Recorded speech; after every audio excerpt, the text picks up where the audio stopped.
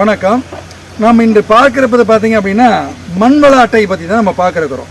இந்த மண்வள அட்டையெல்லாம் என்ன நன்மைகள் அப்படின்னு பார்த்தீங்க அப்படின்னா என்ன பண்ணலாம், நம்ம மண் வளத்தை பெருக்கலாம், இரண்டாவது உரச்செலவை குறைக்கலாம், ரெண்டாவது மகசூலை அதிகரிக்கலாம். இத்தனை விதமான நன்மைகள் இருக்குது இந்த மண்வள அட்டை.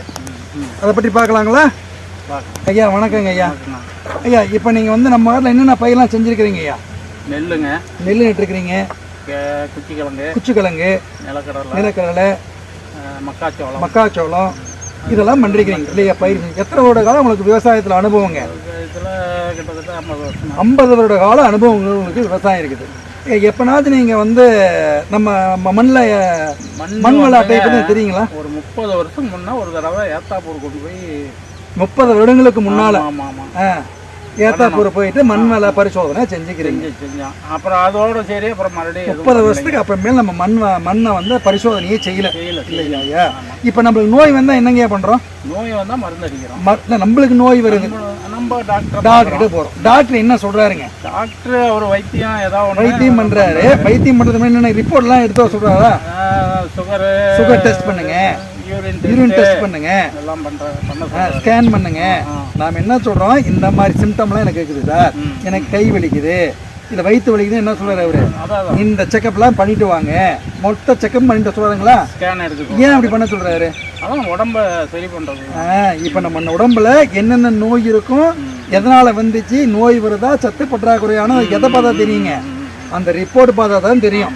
அப்போ அந்த டாக்டர் என்ன பண்ணுறாரு, அந்த மொத்த ரிப்போர்ட்டும் வச்சுக்கிட்டு அதுக்கு தகுந்த மாதிரி உங்களுக்கு என்ன பண்ணுறாரு, சத்து பற்றாக்குறைனா சத்து மாத்திரை கொடுப்பாரு, இல்லை நோய் பிரச்சனை அது எதால் வந்துச்சுன்னு சொல்லி அதுக்குண்டான வைத்தியம் பண்ணுறாரு. அப்போ தான் நல்லா ஆகுது நம்மளுக்கு. அதுபோல தான் எப்படி நம்மளுக்கு உடம்பு சரியில்லைன்னா நம்ம டாக்டர்கிட்ட போகும்போது எல்லா செக்கப்பும் எடுத்து வர சொல்லி அதை வச்சு அனலைஸ் பண்ணி அவர் மருத்துவம் பண்ணால் நம்ம நல்லா ஆகுது. அதுபோல தான் நம்ம காட்டில் என்ன பண்ணுறோம், பயிர் வைக்கிறோம். இந்த பயிர் நல்லா வருது நல்லா வரலாங்கிறத உங்களுக்கு எப்படி தெரியும்? இப்போ நீங்கள் போய் ஒருத்தர் சொல்கிறீங்க, மருந்து கடைக்காரரை போய் சொல்லுவீங்க, என்ன சொல்லுவீங்க? சார் இந்த பயிருக்கு இந்த நோய் வந்துருச்சு. அவர் என்ன சொல்லுவார், இந்த மருந்து கொண்டு போய் அடிங்க, இந்த உரத்தை போடுங்க பாரு. அது நல்லா ஆகலன்னு வச்சுக்கல, நல்லா ஆனால் பிரச்சனை இல்லை. நல்லா ஆகலன்னு என்ன பண்ணுவாங்க, திருப்பி போய் சொல்லுவீங்க. திருப்பி என்ன ஆகும், திருப்பி இன்னொரு காம்பினேஷன் கொடுப்பாரு, இந்த மருந்து கொண்டு போய் அடிங்க, இந்த உரத்தை போடுங்க அப்படிம்பாரு. அதில் அது அப்படிதான் பண்ணுறீங்க. அப்போ என்னன்னா எல்லாமே ஒரு நம்பிக்கை தான். இதுவாக இருக்கலாம், அனுமானம் தான் இல்லையா? இதுவாக இருக்கலாம், அதுவாக இருக்கலாம்னு கொடுத்து நம்ம என்ன பண்ணுறாங்க, நம்மளுக்கு செலவினங்கள் அதிகரிக்குது. ஆனால் மண்வள அட்டை வச்சுருக்கிறீங்கன்னு வச்சுக்கோங்க, இந்த அட்டை வச்சுருக்கிறீங்க சார், அப்போ நம்ம என்ன பண்ணலாம், பரிசோதிச்சுட்டு உங்களை மண்ணும் தண்ணியும் பரிசோதிச்சுட்டு கொண்டு போய் கொடுத்தா என்ன பண்ணலாம், என் மண்ணில் என்ன பிரச்சனை அப்படின்னு தெரியாதுங்களா? இப்போ தெரிஞ்சதுன்னா அதுக்கு தகுந்தமான உரம் கொடுக்கலாம், அதுக்கு தகுந்தமான நோய்க்கு உண்டான மருந்து அடிச்சோம்னா ஈஸியாக செலவாயிடும். அப்போ இங்கே என்ன ஆகுதுங்க, உர செலவும் குறையுது, ரெண்டாவது நோய்க்கு உண்டான இதுங்க குறைச்சிக்கலாம், மகசூலை கூட்டலாம் இல்லையா? அப்புறமா என்ன பண்ணலாம், இந்த மண் வளங்குது இல்லையா, நம்முடைய பேர பசங்களுக்கு நல்ல மண்ணாக கொடுக்கலாம். இப்போ இத்தனை விதமான நன்மைகள் இந்த மண் வள அட்டையில் இருக்குதுங்க. சரிங்க, ஒரு செடி நல்லா வரணும்னு வச்சுக்கோங்க, ஒரு பயிர் நல்லா வரணும்னா எத்தனை வகையான சத்துக்கள் தேவைங்க? அது ஐடியா இருக்குங்களா? NPK இது வந்து முதன்மையான சத்துக்கள், ஒரு செடிக்கு அதிகமாக தேவைப்படக்கூடிய சத்துக்கள். NPK முதன்மை சத்துக்கள் அப்படின்னு பேர். ரெண்டாவது கால்சியம், மெக்னீசியம், சல்பரு, இரண்டாம் நிலை சத்துக்கள் அப்படின்னு பேர். நுண்ணூட்ட சத்துக்கள்னு இருக்குது, கேள்விப்பட்டிருக்கிறீங்களா? ஜிங்கு, போரான், இதெல்லாம் கேள்விப்பட்டிருப்பீங்க இல்லையா? இந்த மாதிரி ஒரு செடி நல்லா வளரணும் அப்படின்னா 17 வகையான சத்துக்கள் தேவைங்க. அப்போ நம்ம மண்ணில் என்னென்ன இருக்கணுங்க, 17 வகையான சத்துக்கள் இருந்துச்சுன்னா நம்ம இப்போ நம்ம மண்ணில் எதை போட்டாலும் வருங்க. இதுக்கு இந்த சத்துக்கள்லாம் தேவையா? இப்போ நம்ம மண் வளமையான மண்ணா, சத்து இருக்குது ஒரு பக்கம், நம்ம மண் வளமற்ற மண்ணான்னு எதை வச்சு தெரிஞ்சுக்கணும்? நம்மளுக்கு சோதனை பண்ணாதான் தெரியும். மலைச்சத்து, மணிச்சத்து, சாம்பல் சத்து தேவை. இது வந்து என்னது, ஒரு செடிக்கு தேவையான சத்துக்கள், மிக முக்கியமான சத்துக்கள். அதுக்கு என்ன தலைச்சத்து எவ்வளோ இருக்கும் நம்ம மண்ணில் அப்படின்னா அதிகபட்சமாக நம்ம என்ன குறைஞ்சபட்சம் எவ்வளோ இருக்கலாம், 280லேருந்து 560 இருக்கலாம் தலைச்சத்து. அவ்வளோ இருந்தால் தான் என்னதுங்க நல்லா இருக்கும். அதுதான் நல்லா வளமையாக இருக்குது. நம்ம மண்ணில் வந்து தலைச்சத்து இருக்குது. ஒரு கால தலைச்சத்து கம்மியாக இருந்தால் என்ன பண்ணலாம், தலைச்சத்தை மட்டும் நம்ம போடலாம். இப்போ தலைச்சத்தை வந்து ஃபர்ஸ்ட்லேயே போடலாமா, பிரித்து போடணுங்களா? தலைச்சத்தை வந்து நம்ம என்ன பண்ண பிரித்து தான் போடணும். நைட்ரஜன் பிரித்து தான் போடணும். நம்ம வந்து கீழேயும் போயிடும், மேலே ஆவியாகவும் போயிடும். ஆனால் மணிச்சத்து சாம்பல் சத்து என்ன பண்ணலாங்க, அடியிலேயே போட்டு விட்டுலாம், அது ஒன்றும் பிரச்சனை இல்லை இல்லையா. மணிச்சத்து எவ்வளோக்கு நம்ம மண்ணில் அப்படின்னு பார்த்தோன்னா 10 to 25 கிலோ இருக்கும். இதுதான் வரம்பு. அதேமாதிரி சாம்பல் சத்து எவ்வளோ இருக்கலாம், 120 to 280 கிலோ இருக்கலாம் நம்ம மண்ணில். இதெல்லாம் இருந்தால் நம்ம மண்ணில் இந்த சத்தெல்லாம் இருக்குது அப்படின்னு தெரிஞ்சுக்கலாம். அதுக்கடுத்து என்னது, நம்மளுடைய கார அமிலத்தன்மை இருக்குது இல்லையா. நம்ம மண் உப்புத்தன்மை இருக்குதா இல்லை அமிலம் இருக்குதா அப்படின்னு தெரியணும் இல்லையா. அது எவ்வளோக்குண்ணா, அந்த pH எவ்வளோ இருக்குன்னா 6.5 6.5 to 7.5 தான் என்னது, அது நடுத்தரமானது. அது நம்ம மண் நீ போடுற உரத்தையோ நீ போடுற எல்லாமே எடுத்துக்க முடியும் அந்த செடி இல்லையா. உப்பின் நிலை, நம்ம உப்பில் அந்த மண்ணில் உப்பு இருக்குதா இல்லையா அப்படின்னா லெஸ் தென் 1 இருக்கணும். அதேமாதிரி அங்கக கிருமி சத்து சொன்னோம் இல்லையா, 0.50 0.75 அந்த மண் என்னது, நல்ல பலமான மண் அப்படின்னு பேருங்க. அதேமாதிரி கந்தகம் தேவை. அந்த கந்தகம் தேவை இல்லையா, மோர் தென் அதிகபட்சமாக 10 இருக்கணும். அதுக்கு 10க்கு மேலே இருந்தால் அது நம்ம மண்ணில் கந்தகச்சத்து இருக்குது. துத்தநாகம் 0.79 இருக்குது அப்படின்னு இருக்குது, அவ்வளோதான் இருக்குது. ஆனால் எவ்வளோ இருக்கணும், 0.85 இருக்கணும். போரான் எவ்வளோ இருக்கணும், 0.65 ppm இருக்கணும். ஆனால் என்ன சொல்கிறான், 0.46க்கு மேலே இருந்தாவே நம்மளுக்கு போரான் நம்ம மண்ணில் இருக்குது. அது மாதிரி இரும்பு, மாங்கனீசு, தாமிரம் இதெல்லாம் வந்து மிக முக்கியமான சத்துன்னு வச்சுக்கங்களேன். இப்போ இந்த சத்து என்ன பண்ணலான்னா, இப்போ இதெல்லாம் என்ன, இது வந்து தலைமணி சாம்பல் சத்து நம்ம கொடுக்குறோம். இப்போ இது நம்ம எல்லாம் என்ன பண்ணுறோம், ஒரே மாதிரி தான் கொடுக்குறோம். அந்த மாதிரி கொடுக்காம நம்ம சத்தில் வந்து தலைச்சத்து அதிகமாக இருக்குதுன்னா தலைச்சத்து கொடுக்கணுமா, தேவையில்லைங்க. மணிச்சத்து கம்மியாக இருக்குதுன்னா சாம்பல் எந்த சத்து கம்மியாக இருக்குதோ அதை கொடுத்தாவே போதும் இல்லைங்களா. இருக்கிறதே நீ கொடுத்தா என்ன பண்ண முடியும், நீங்கள் 2 இட்லி 4 இட்லி சாப்பிட்றீங்க சார் காலையில், நீங்கள் 10 இட்லி சாப்பிட்டா என்ன பண்ணுவீங்க, 6 இட்லி என்ன பண்ணுவோம்னா கீழே இருக்கும், ஒன்று கீழே போயிடும் இல்லைன்னா ஆவியாக போயிடும் இல்லையா. இல்லைன்னா என்ன பண்ணும், அதிலே கிடந்து பயிறு கிடைக்காது. அதனால் என்னென்னா செடிக்கு என்ன உடம்பு தேவையோ என்ன சத்து தேவையோ தரணுமா இல்லையா, அதுக்கு இது தேவை.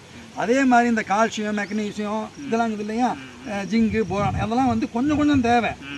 அது இருந்தால் தான் என்ன பண்ணுறது, பூ கொட்டாது, வரியாக காய் வராது. ஒரே நிலக்கல்லாம் சொல்கிறோம் இல்லையா, நம்ம என்ன சொல்கிறாங்க, நிலக்கல்லாம் வந்து வரியாக வருதுங்க, பொக்கு காயாக போயிருச்சு அப்படின்னு சொல்கிறோம் இல்லையா.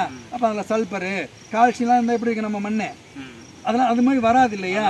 அப்போ அந்த பயிருக்கு என்ன தேவையான சத்துக்களை அதுக்கு தகுந்த மாதிரி இந்த ரிப்போர்ட் இருந்துச்சு நம்ம என்ன பண்ணலாம், அந்த சத்தெல்லாம் கொடுத்தா அதே போதும். அப்போ உரச்செலவு குறையுதா, தேவையான உரத்தை மட்டும் தான் கொடுக்குறோம். தேவையில்லாம உரத்தை நீ கொடுத்தாலும் வேஸ்ட்டு தான், எடுத்துக்க முடியாது. நம்ம என்ன சாப்பிட முடியுமோ அதை தான் கொடுக்கணும். அதே மாதிரி பிரித்து கொடுக்கணும். ஒரு டைம் போட்டால் போதும் வரும் அப்படிலாம் இல்லைங்க. அடியில் ஒரு தரம் போடுறீங்க, இப்போ பூட்டை வரும்போது இப்போ நெல் வயலான்னு என்ன பண்ணுவீங்க, 2 தடவை போடுறீங்களே. அப்போ எதுக்கு போடுறீங்க, அதுக்கு எப்போ தேவையோ, நமக்கு எப்போ நம்ம பசிக்குதோ அப்போ தான் சாப்பிடுவோம். ஃபஸ்ட்டு உரம் போடுறோம், மறுபடி களை பறிக்கும் போது உரம் போடுறோம், மறுபடி 3வது ஒரு உரம் போடுறோம். அப்போ ஏன் பிரித்து போடுறோம், பிரிச்சுன்னா அதுக்கு அந்தந்த டைமில் அதை எடுத்துக்கணும். அது அப்போ என்ன பண்ணுவோம், இந்த ரிப்போர்ட் இருந்துச்சுன்னா தேவையான அளவு போடலாங்களா. பார்த்தீங்களா, உங்களுக்கு எவ்வளோ பிரச்சனை குறைக்குது பார்த்தீங்களா. அதே மாதிரி ஒரு வளமான மண்ணில் எந்த பயிர் வச்சாலும் வருங்க, நோய் எதிர்ப்பு தன்மை இருக்குமா இருக்காதா. அப்போ மண் வளத்தை பெருக்கணும். நம்ம மண்ணை வந்து வளமான மண்ணாக மாற்றினா என்னென்ன பண்ணணும் சொன்னாங்க, இந்த என்ன பண்ணணும், தொழு உரம் போடணும், தக்க பூண்டு சனப்பை விதைச்சி விட்டு பூ பூக்கும் தருணத்தில் மடக்கி உழுவணும், குளிஞ்சு போடலாம். பூனைக்கால்னு ஒன்று இருக்குது, அதையும் கூட விதைச்சி விட்டு மடக்கி உழுவலாம்.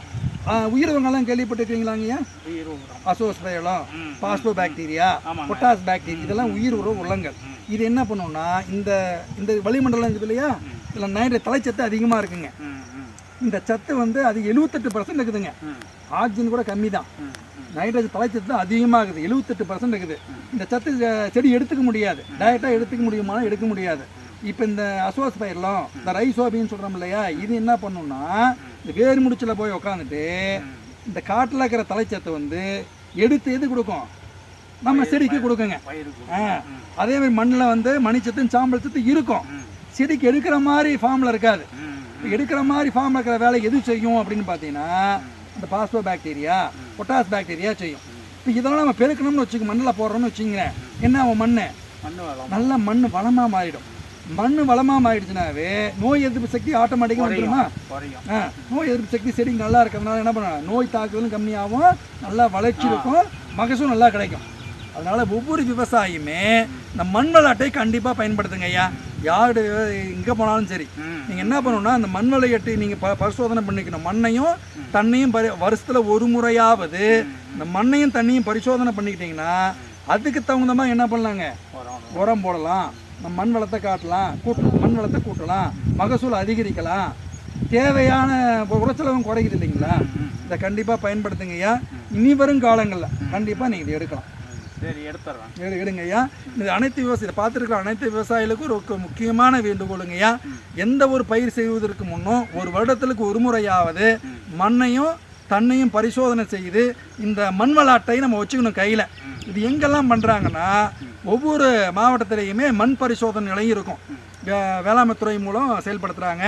அங்கே உங்கள் மண்ணையும் தண்ணியும் கொண்டு போய் கொடுத்து பரிசோதிச்சுக்கிட்டு அதன் அடிப்படையிலேயே நீங்கள் வந்து உரத்தையும் இடலாம், மற்ற எல்லாமே நம்ம மண் வளத்தை கூட்டலாங்க ஐயா.